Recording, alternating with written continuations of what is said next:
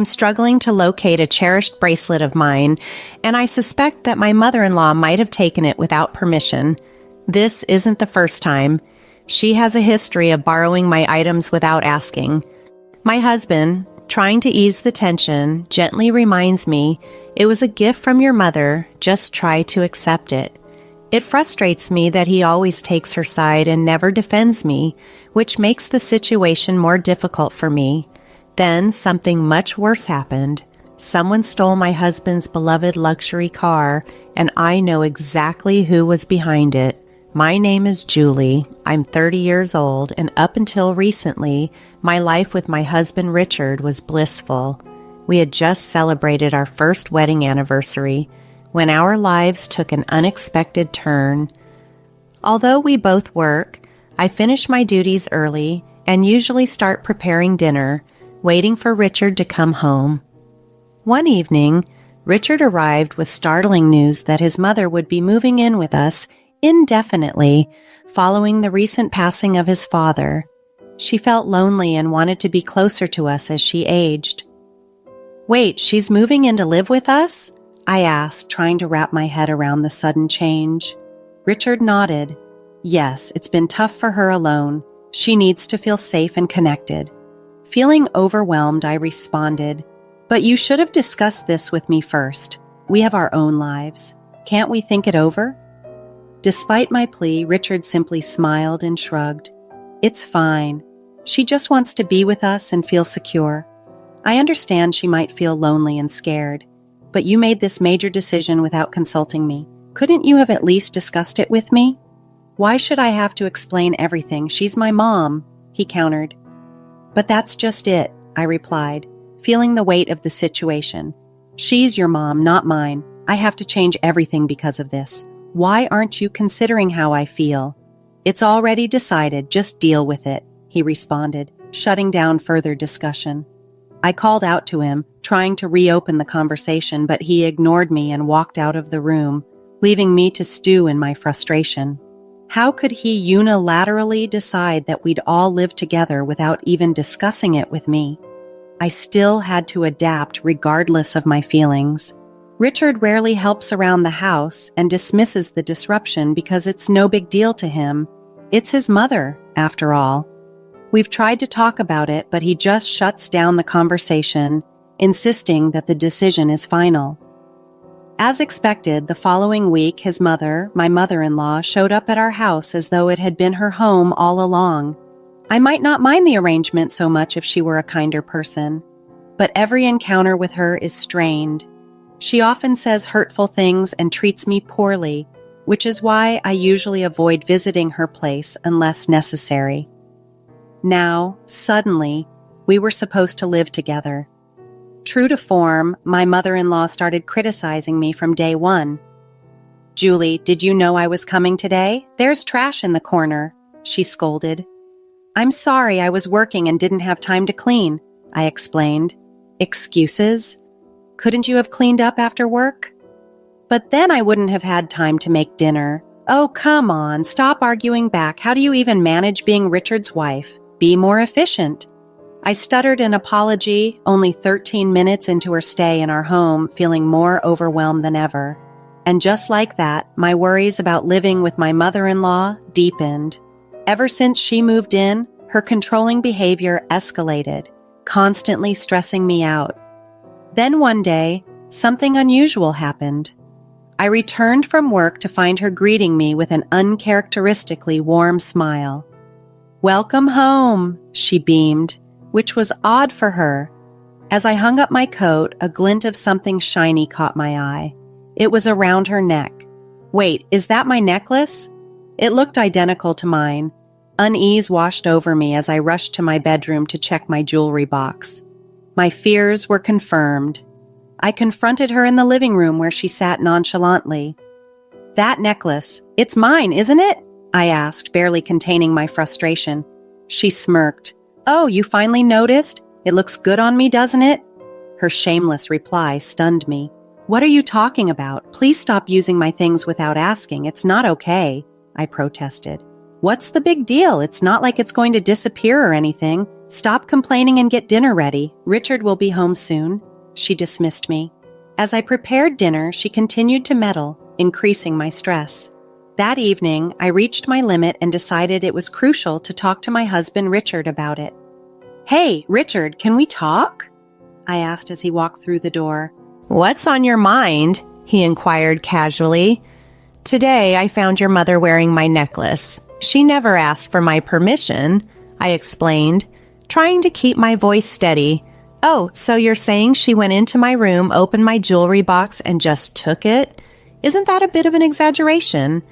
Richard's skepticism was immediate. "How am I exaggerating? This is exactly what happened," I responded, my frustration growing. "Come on, I'm sure Mom didn't mean any harm." He tried to downplay the situation. I felt a surge of anger at his automatic defense of her. Struggling to remain composed, I continued to explain the situation, hoping to make him understand. "So you're saying it's okay for her to just walk into my room and take my things without asking? A normal person would at least say sorry," I pointed out to Richard, frustration building up. "Well, Mom probably just saw something she liked and grabbed it, but that's not really the issue here, Richard. You need to speak with her about respecting my space," I insisted. "What? Telling her off won't change anything," he responded dismissively. "But you're her son. She might listen to you. You need to handle this," I pressed, hoping he would understand the gravity of the situation. "Okay, fine. I'll talk to her," he finally conceded, albeit reluctantly. However, despite his promise, Richard seemed to have forgotten the entire conversation by the next morning. I shot him a few irritated looks over breakfast, but he never brought it up with his mother. Since then, my mother-in-law began using my belongings freely, treating them as if they were hers to borrow without needing permission. My complaints fell on deaf ears, and with no locks on any of the doors, confronting her seemed futile unless she decided to change her behavior. If this continued, I feared I would start losing my belongings permanently. I realized I needed to devise a strategy to stop my mother-in-law's intrusive behavior. Then, one day, something happened that I couldn't overlook or forgive. It was missing. I had plans to meet a friend and wanted to wear my late mother's bracelet, a treasured piece I kept hidden in a secret compartment on my desk, rather than in my jewelry box. But it was gone. The only person who could have taken it was my mother-in-law. When I confronted her firmly about the missing bracelet, she nonchalantly admitted to taking it. "Oh, that bracelet? I just borrowed it," she said casually. "No, give it back right now," I demanded, the urgency and frustration clear in my voice. This wasn't just any item, it was a precious connection to my late mother, and I couldn't stand to see it treated so carelessly. "I need it back immediately," I demanded. "I can't do that," my mother-in-law replied coolly. "Why not?" I asked, my heart racing. "Because I sold it," she confessed nonchalantly. "What? You sold it? Are you joking? Who sells someone else's belongings?" I was utterly shaken but tried to maintain my composure. "Stop joking around and give it back now," I insisted, hoping she was just teasing. "I'm not kidding. By the way, most of the things I've borrowed from you, I've sold those too," she added, dropping another bombshell. "What were you thinking?" I exclaimed, incredulous. As I confronted my mother-in-law, my husband Richard, who had just woken up, walked into the room. Seizing the moment, I quickly explained the situation to him. "Richard, listen to this. Your mom sold my bracelet, the one that belonged to my late mother. Plus, she's been selling off most of the things she borrowed from me without asking." "Richard, is this true?" he asked his mother, a look of disbelief crossing his face. Faced with the question, my mother-in-law stuck out her tongue playfully. "I'm on a fixed income, you know. I didn't want to be a burden, but I can't make ends meet without a little extra cash." "You've got to be joking. Who gave you the right? Don't get so upset. I didn't mean any harm," she said, trying to downplay her actions. "If you meant no harm, you wouldn't be selling other people's things," I retorted, my patience wearing thin. "That's because—" she started to explain, but I cut her off. "Where did you sell it? Get it back right now," I demanded. Just then, Richard yelled, "Enough is enough." However, to my surprise, he wasn't looking at his mother. He was glaring at me. Confused and hurt, I asked, "Why are you yelling at me, Richard? Your mom took my bracelet without asking." "Be quiet. I did it for Mom. Stop complaining," he shot back. "For Mom? Seriously? Why should I give up my precious things for her?" I asked, my voice rising in frustration. "Because it makes Mom happy. She's your mother-in-law. Show some respect and just do as you're told," Richard responded, siding with his mother. I was dumbfounded and deeply hurt. How could my husband not see the unfairness of the situation? How could he expect me to simply comply and sacrifice my precious belongings for his mother's happiness?